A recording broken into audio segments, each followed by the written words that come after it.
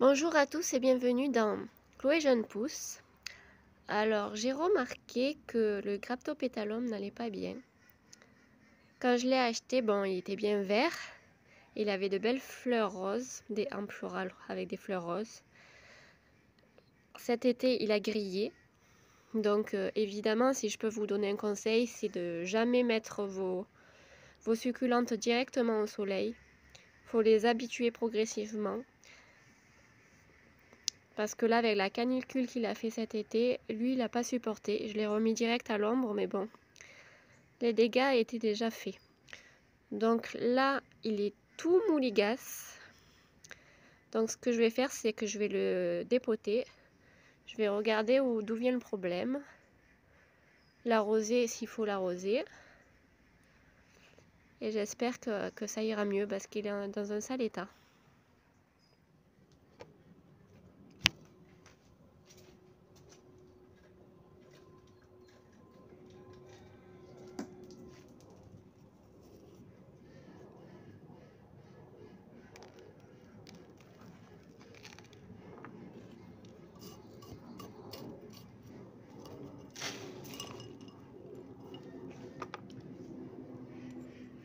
Alors au fond c'était humide.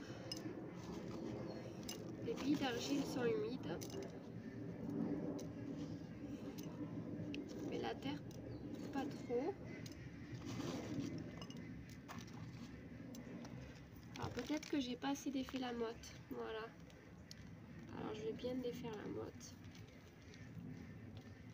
Normalement on fait attention de ne pas trop embêter les racines, mais là il en a besoin.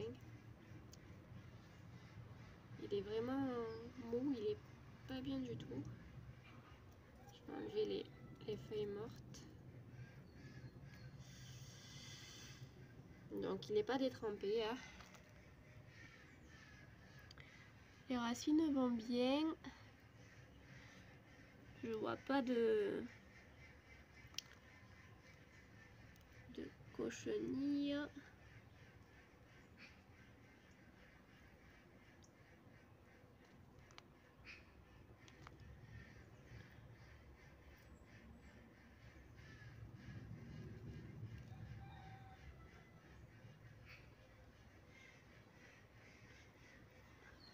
Les racines sont assez saines.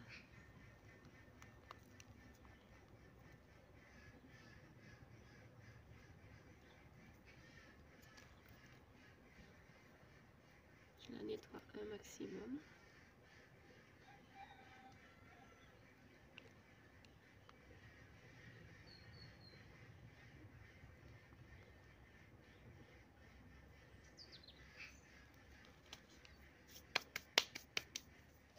Alors j'ai pas trouvé de cochenille ni rien, mais je pense que j'ai pas assez défait la motte quand je l'ai replantée. Donc je vais lui changer la terre. Voilà. J'ai refait un mélange avec de la terre de jardin, de géranium et du sable. Un tiers, un tiers, un tiers. Je mélange bien.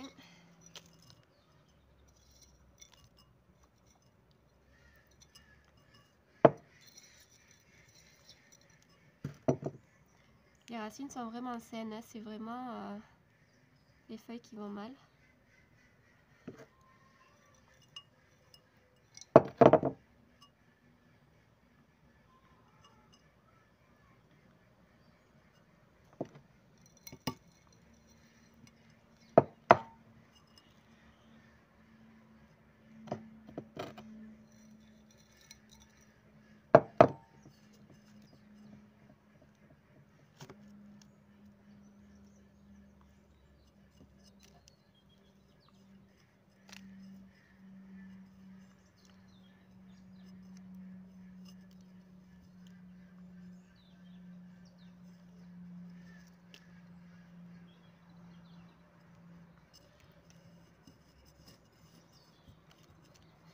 Ce que je vais faire, c'est que je vais lui mettre aussi des gravillons autour parce que les plantes grasses n'aiment pas toucher la terre. Donc même si j'ai mis beaucoup de sable, je vais quand même mettre des gravillons.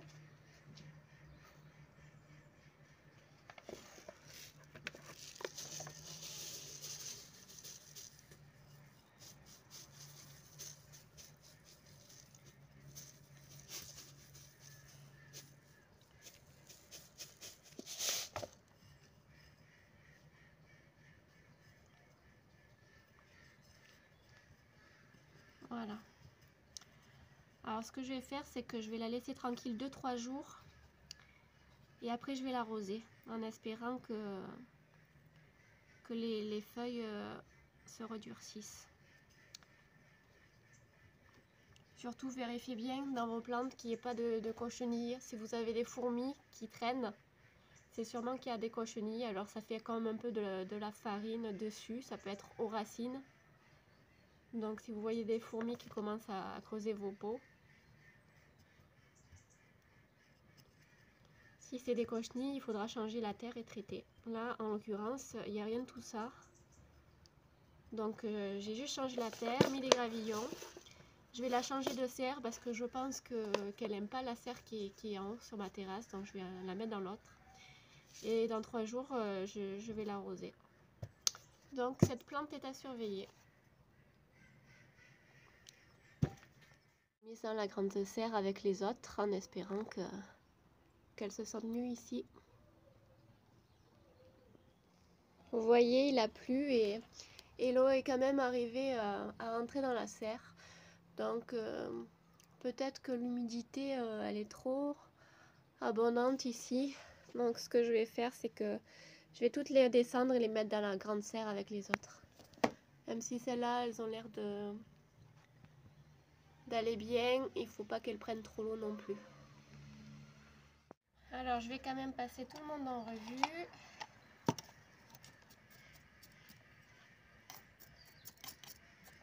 Toi c'est bon. Faudrait que je te trouve un pot d'ailleurs parce que c'est dangereux de mettre un cache-pot avec un cactus. Faudra que je lui trouve un pot en terre pour le rempoter. Sansevieria, je viens de les arroser parce que la motte était très sèche.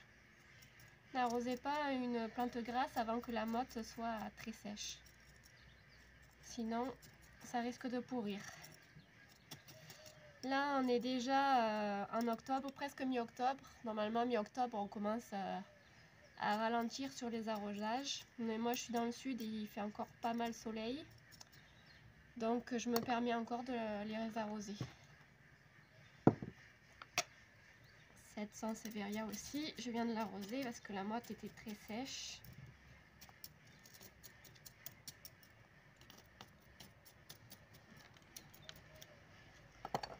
Donc toi c'est bon. Il a poussé mon aéonium. Il a vraiment poussé. Il est beau. Toi tu as les petits graviers, on enfonce le doigt. T'es pas sec mais t'es légèrement humide, donc toi je te arrose pas. Toi il faudra que je prenne le temps de t'enlever tous les bébés que tu as fait.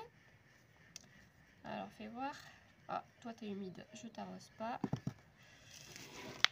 Vous avez sacrément poussé et vous êtes tout humide, donc vous il faut que vous séchiez. Celles-là elles ont vraiment poussé, hein. C'est des plantes que j'avais achetées 1 €, elles étaient toutes petites, elles ont bien poussé. Bon, là c'est humide, donc il faut sécher. Ces aéoniums là, ils sont bien secs.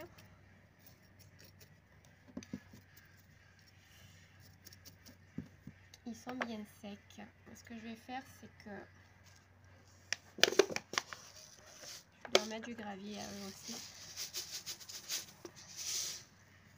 Pas parce qu'ils touchent le sol, mais juste parce que c'est plus sympa. Voilà. Ce gravier là, je l'ai acheté à Action. Mais par contre, je sais pas s'il y a trop de colorants qui peuvent se retrouver dans la terre. Donc si vous pouvez trouver des choses plus naturelles. Genre des petits galets de plage, des graviers de plage, du sable de plage. Ça sera certainement plus naturel que ceux-là, même s'ils sont très décoratifs. En tout cas, quand je les arrose, ils se décolorent pas. Donc c'est peut-être que ça se retrouve pas dans la terre. Donc, toi, je peux t'arroser à la limite. Toi, tu as la terre super compacte.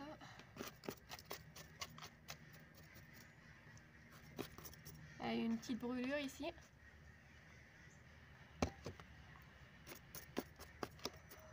On se croit que les plantes grasses, en fait, on peut les mettre comme ça en plein soleil, direct, pas les arroser.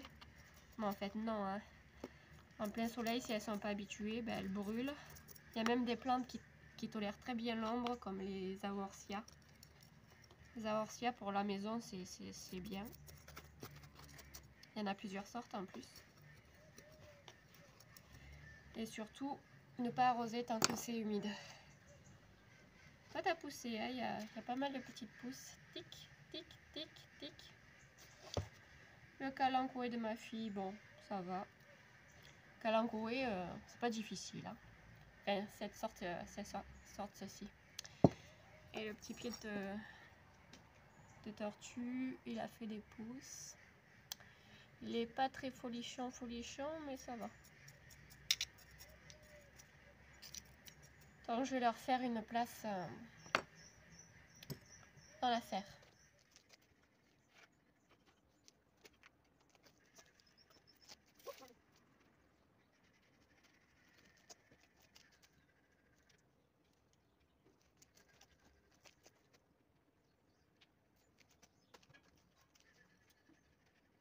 Voilà, tout est rentré. Moi, j'en ai encore dans la nurserie, mais ça peut attendre.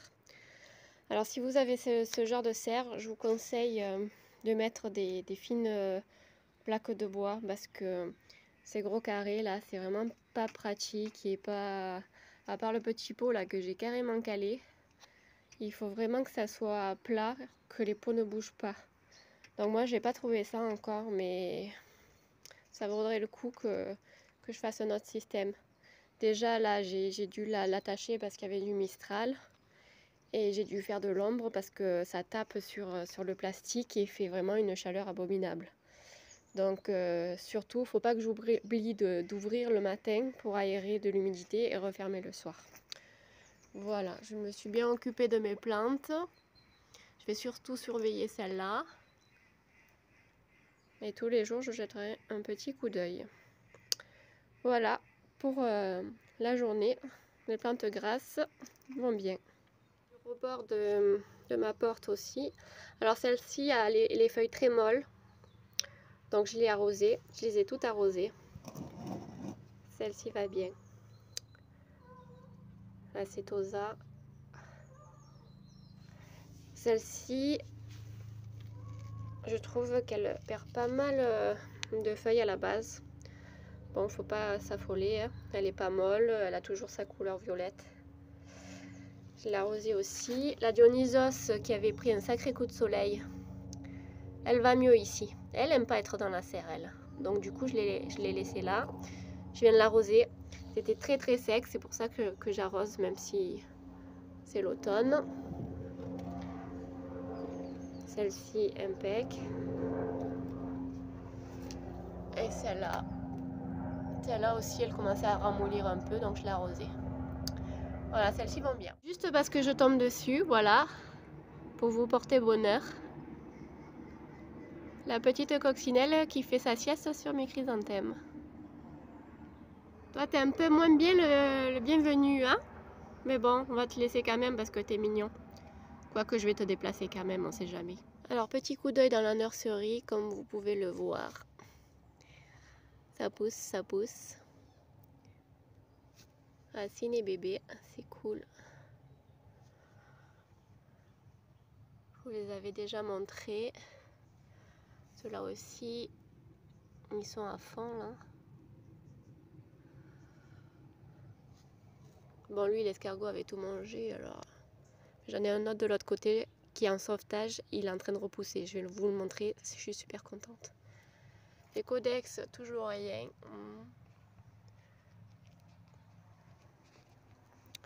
Là, ça continue à pousser. Voilà. Toi, tu fais les racines. On a les petits bébés. Ah, celle-ci, pour l'instant, il fait pas froid. Je les laisse ici. Et je remets la vitre. Alors, voilà mon signature en sauvetage. Comme vous pouvez le constater, il fait des petites pousses. On les voit.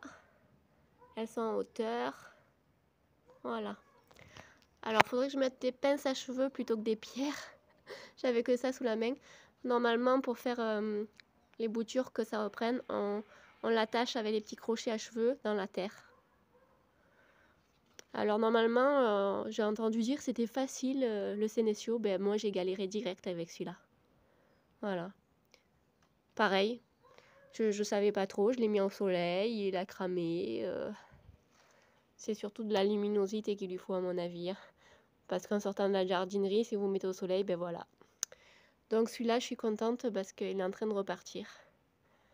Et oui, j'aurais dû opter pour les crochets à cheveux. Mais bon, pour l'instant, je vais le remettre à l'abri de la pluie. Et je vais attendre encore avant de le rentrer parce qu'il fait encore bon. Toutes celles-ci que j'ai récupérées, elles vont bien. Donc c'est en train de faire des racines et c'est des plantes que j'ai pris à l'extérieur, qui sont à l'extérieur toute l'année. Donc je pense que j'aurai pas de soucis pour cet hiver. Alors petit rappel pour les débutants qui se lancent dans les succulentes. Donc pour la terre, soit vous achetez de la terre à cacter déjà faite, soit vous faites un tiers de géranium, un tiers de sable et un tiers de terre du jardin, voilà, bien mélangé. Surtout bien des billes d'argile au fond du pot. De préférence un pot en terre cuite. Ne pas arroser sa plante tant que la motte n'est pas entièrement sèche. Donc si vous ne voulez pas enfoncer le doigt pour tâter, vous pouvez prendre un petit bâton assez clair, genre les baguettes chinoises ou des trucs comme ça. Vous tanquez et vous voyez si c'est humide ou pas. Quand vous achetez en jardinerie, surtout ne mettez pas directement au soleil. Faites petit à petit, genre en 15 jours et encore, avec canicule, ça va brûler. Qu'est-ce que je peux vous dire d'autre? Faites attention aux cochenilles. J'ai eu de la chance, pour l'instant, j'ai pas eu d'attaque de cochenilles sur mes succulentes, juste sur mon mimosa. Mais s'il y a fourmis, posez-vous des questions. Après, en hiver, n'arrosez pas trop, voire pas du tout. Comme j'ai pas encore passé l'hiver, il faut juste que je surveille. Voilà, si la plante, vous voyez vraiment qu'elle a soif, qu'elle est toute molle, qu'elle réclame de l'eau, oui, vous l'arrosez, ça c'est sûr. Mais vous ralentissez vraiment les arrosages en hiver. Qu'est-ce que je peux vous dire d'autre? Pour les bouturages, peut-être que je devrais faire une vidéo là-dessus pour les débutants. Par feuille, la plus simple c'est par feuille. Il faudrait peut-être que je fasse une vidéo carrément dessus. Voilà, je crois que je vous ai dit le principal. Mettre des graviers pour les succulentes qui touchent le sol parce qu'elles n'aiment pas trop toucher le sol. Voilà, je pense que c'est un bon petit résumé de fin de vidéo pour ceux qui débutent. Bon, j'espère que cette petite vidéo vous aura plu et je vous dis à bientôt pour une prochaine vidéo. PS, surtout, quand vous revenez de la jardinerie, rempotez-les, ne les laissez pas dans le pot en plastique et surtout ne les arrosez pas de suite. Attendez plusieurs jours, voire une semaine. Elles n'aiment pas être arrosées de suite, voilà. Même les feuilles, quand vous les posez sur la terre pour que ça fasse des bébés, vous pouvez les vaporiser un peu, mais laissez-les tranquilles sinon. Voilà. Au revoir.